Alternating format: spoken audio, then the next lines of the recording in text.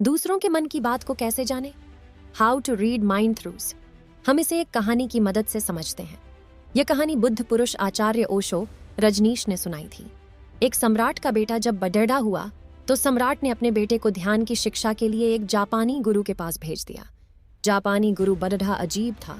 उसके आश्रम के बाहर की तख्ती पर लिखा था, यहाँ तलवार चलानी सिखाई जाती है। सम्राट का बेटा इसे देखकर हैरान हुआ कि मेरे पिता ने तो मुझे ध्यान सीखने के लिए भेजा है, लेकिन यहाँ तो कुछ और ही चल रहा है। गुरु ने लड़के से कहा कि तुम कुछ दिन यहाँ आश्रम में रह लो, जब सही समय आएगा तो मैं तुम्हारी शिक्षा शुरू कर दूंगा। ऐसे ही महीनों बीत गए।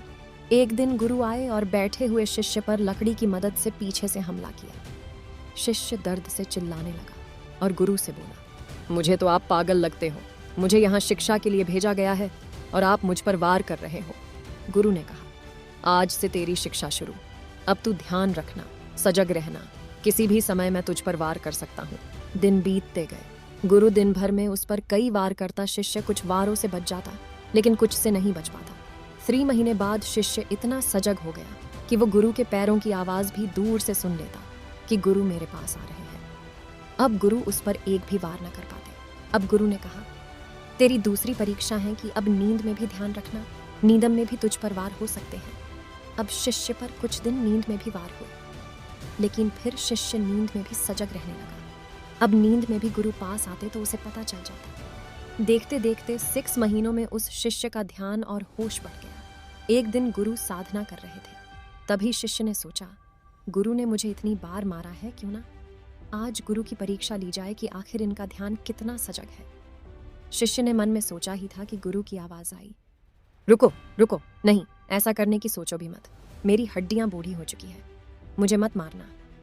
शिष्य हैरानी से बोला, आपने मेरे मन की बातें कैसे जान ली? गुरु ने कहा, बेटा, अब मेरा मन इतना शांत और ध्यान इतना सजग हो चुका है कि मैं अब दूसरों की भावनाओं और मन के विचारों को पढ़ लेता हूँ। बेटा, अपने सम्राट पिता के महल वापस लौट आए। पिता ने पूछा, कैसे थे तुम्हारे गुरु? बेटे ने कहा, गुरु ने मुझे तलवार चलाना तो नहीं सिखाया, लेकिन अब कोई मुझ पर वार नहीं कर सकता। मेरा ध्यान इतना सजग और तीव्र हो चुका है। दोस्तों, एक शांत मन आपके जीवन में ध्यान को जन्म देता है। जितना गहरा आपका ध्यान रहेगा, उसी लेवल पर आप चीज़ों को याद रख पाओगे। शांत मन में इतनी ताकत होती है कि आप दूसरों के दिमाग को पढ़ना भी सीख जाओगे। इसलिए हर दिन सजग रहने के लिए ध्यान करो। ध्यान से आपके दिमाग में स्थित कई बंद छिद्र खुलते हैं और आपकी इंटेलिजेंस बढ़ती है।